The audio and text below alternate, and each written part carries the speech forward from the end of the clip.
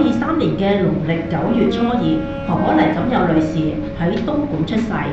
當年嘅社會，大部分嘅家庭都好貧乏，咁冇乜大嘅，唔會有好多嘅教育啦。我相信婆婆都唔例外。我唔係好清楚婆婆嘅學歷，但係婆婆起碼可以能夠閱讀報紙，亦都係能夠書寫。喺嗰個年代嚟講，已經係非常之難得嘅啦。婆婆一生非常之傳奇，佢唔係一般嘅相夫教子，而係遊走喺呢一個東莞啦、廣州啦、澳門啦、香港啦，甚至文萊，最後落葉歸根香港。婆婆喺年少嗰陣時候咧，就坐小艇由國內去到澳門。當年咧係只有22歲，咁嗰陣時候咧就嫁咗俾馮光祿先生，並協助佢丈夫咧經營新金鋪。可惜咧，佢丈夫咧大概5年之後咧就離世，佢要獨自經營金鋪。當年咧，其實好多唔少嘅男士咧都有意追求婆婆嘅，咁其中一位咧更加日日咧去金鋪嗰度咧同婆婆傾偈，但係婆婆咧已經決心咧唔再嫁人。50年代國內嘅生活都好艱難，婆婆喺東莞嗰度咧就接咗佢家姐嘅兒女，即係我媽咪曹潤儀女士嚟到澳門。我媽咪咧喺婆婆照顧之下咧，有機會喺澳門接受年紀嘅教育。好可惜，婆婆後尾染咗肺病，就住喺鏡湖醫院住咗有差唔多有半年以上。媽咪嗰陣時候咧就唯有嚟香港投靠其他親人。婆婆康復咗之後咧，佢就喺澳門咧就嚟香港留身啦。咁婆婆當年咧係從事製衣業嘅，機緣巧合之下咧，喺1976年咧，婆婆經朋友介紹就去到婆羅洲，即係而家嘅文萊都從事呢一個酒店嘅工作。婆婆佢喺佢嘅傳記有講過，就係話佢一生咧特別感謝2個人嘅，一個咧就係鏡湖醫院照顧咗佢半年嘅醫生，另外一個咧就係喺文萊開酒店嘅華人老闆。呢個老闆俾佢有機會出國工作，並籌辦酒店出一分力。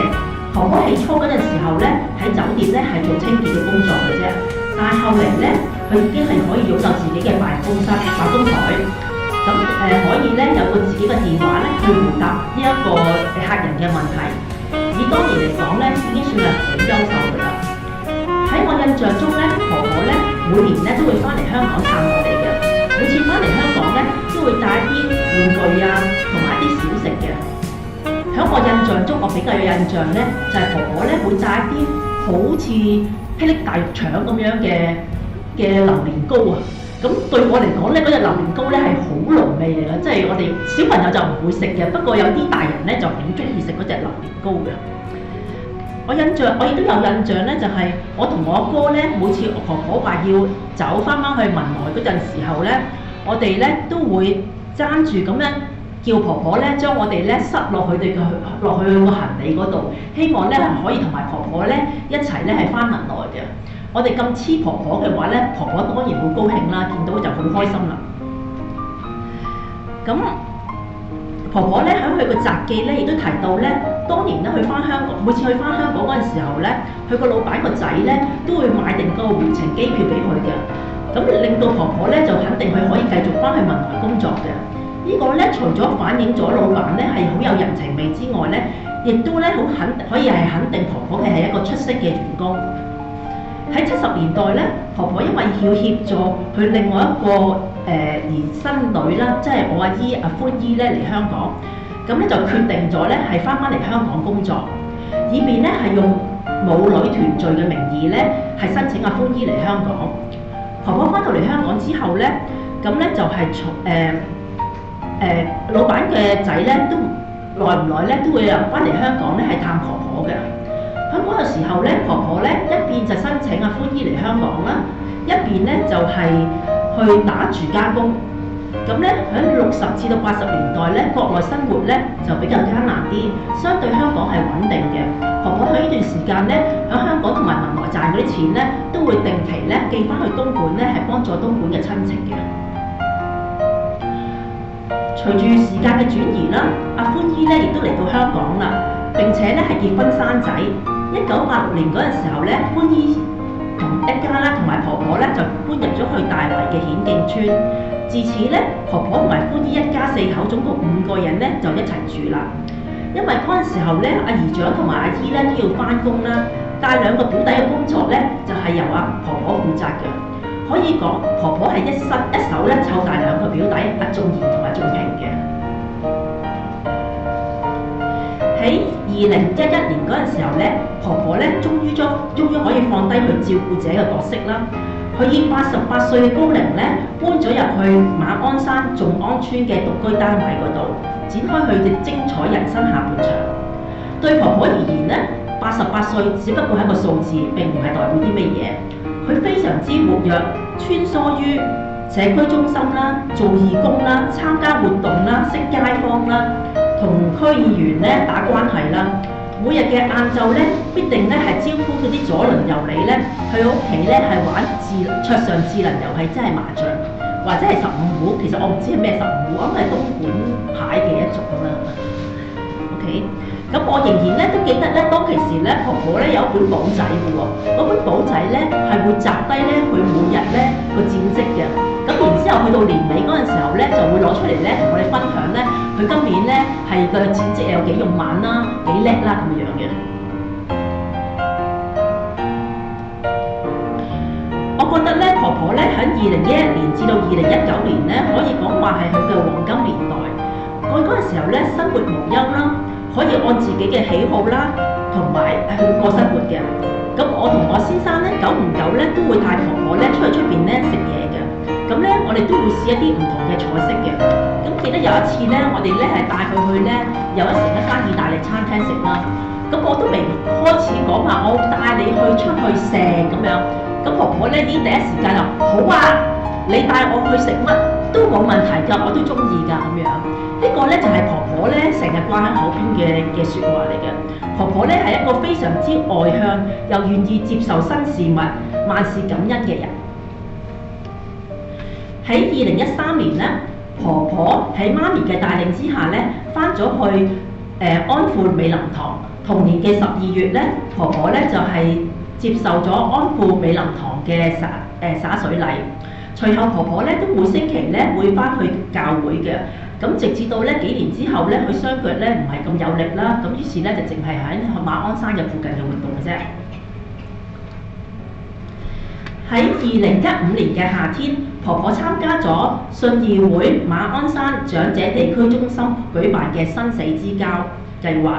呢個計劃咧係為期4個月，每星期咧有2個義工咧嚟探訪婆婆，同婆婆咧去編寫佢嘅人生札記。並寫上佢對自己人生最後階段嘅想法同埋身後事嘅安排。可能婆婆年青嗰陣時候咧，已經一個人慣咗行走江湖，自理能力非常之高。佢嘅思想又前衛，再加上咧佢有信仰，對於生死嘅事咧，較一般老人家咧係為之豁達嘅。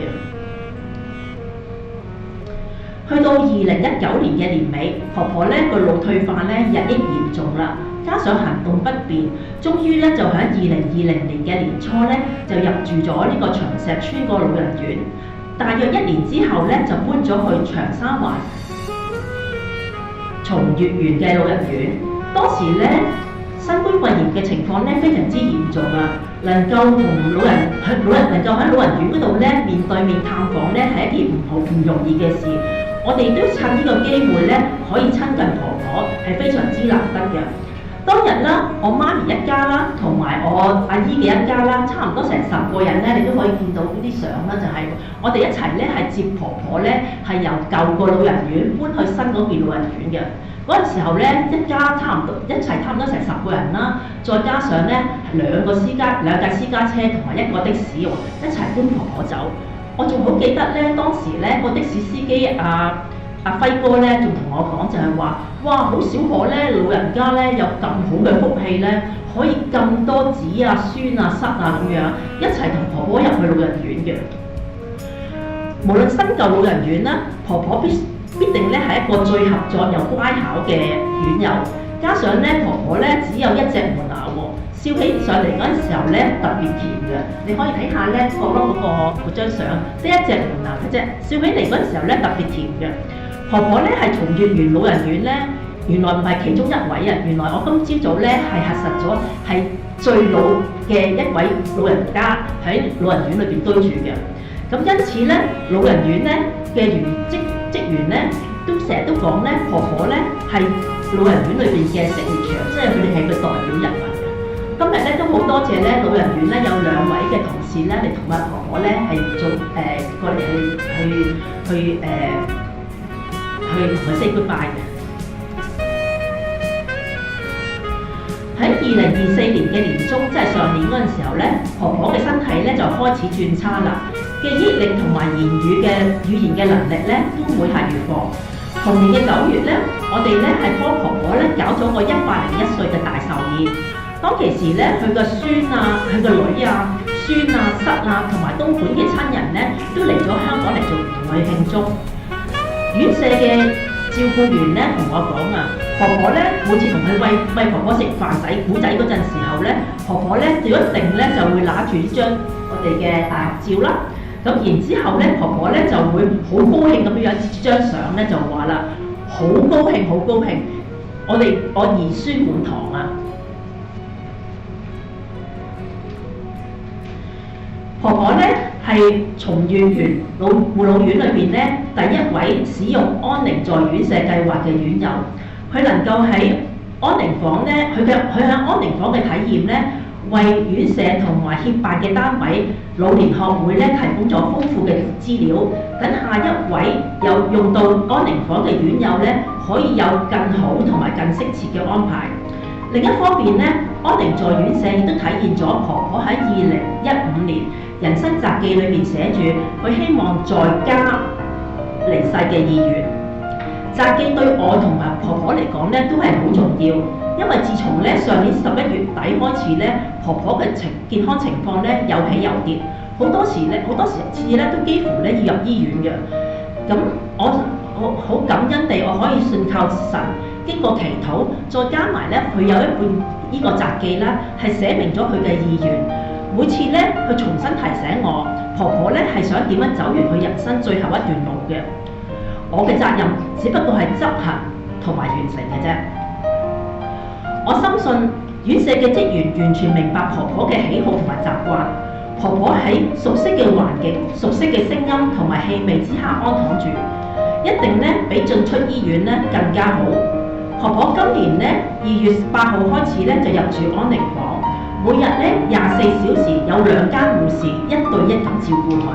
另外每日咧有3個醫生咧嚟睇佢。老人院各職員同埋各醫護咧係將婆婆咧照顧到無微不至。幾位嘅社工啦、外展姑娘啦，幾乎日日都嚟探佢。教會嘅牧師啦、同工啦，亦都喺佢床前咧做呢個按手祈禱。婆婆走嗰日嘅下午咧，精神好好啊，仲認得我同埋我細佬喎。久違咗嘅甜笑咧又出現翻啦。老年學會嘅謝姑娘今日都喺度，同我講咧，佢話嗰日咧佢陪阿婆婆咧去到黃昏，同婆婆咧食埋個晚餐先走，仲要唱埋詩歌啦。臨走嗰陣時候咧，同婆婆講嘅喎，咁多人愛錫你，係咪好開心咧？當其時咧，婆婆咧好清晰咁樣講，好開心，好高興。婆婆走完咗佢8年嘅人生旅程，改寫咗我媽同埋我姨嘅人生軌跡。我媽亦都帶領咗婆婆咧信靠主，俾佢永生嘅盼望，等大家可以有一日天家再聚。我媽同埋我姨雖然唔係婆婆嘅親生女，但係大家都視婆婆為外婆。婆婆經常掛喺口邊嘅就係、我有2個女、5個孫、6個室。雖然婆婆早年喪偶，四處漂泊，但係又兒孫滿堂，晚年又得到好多院舍嘅員工啦、外展社工啦、外展護士啦，同埋醫護嘅愛錫。神亦都賜下咗佢嘅恩典，應允咗婆婆晚程嘅安排。呢一切都係婆婆最好的福氣。